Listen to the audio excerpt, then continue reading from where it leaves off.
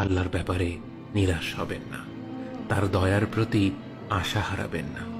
যখন কোনো বান্দার জন্য দুনিয়া সংকীর্ণ হয়ে আসে, বিশেষ করে যখন আপনাকে মানুষ পরিত্যাগ করে, এবং বিশেষ করে এমন কেউ যার উপর আপনি আস্থা রাখতেন কিন্তু সে আপনাকে নিরাশ করেছে, আপনি আল্লাহর পরে তার উপরে আশা রাখতেন অথচ সে আপনাকে লাঞ্ছিত করেছে, সেই সময় জেনে রাখবেন যে আল্লাহ চাচ্ছেন আপনি তার শরণাপন্ন হন।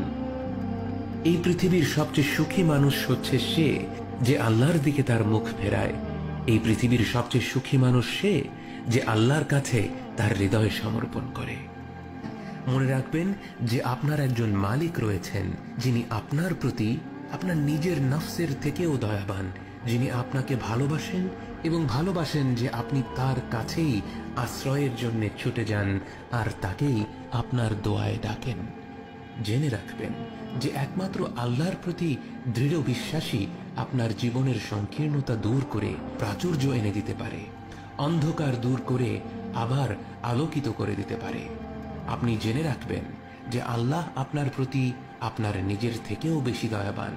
একমাত্র এই বিশ্বাসটাই আপনার সকল দুশ্চিন্তা ও বিষণ্ণতা মুছে দেবে।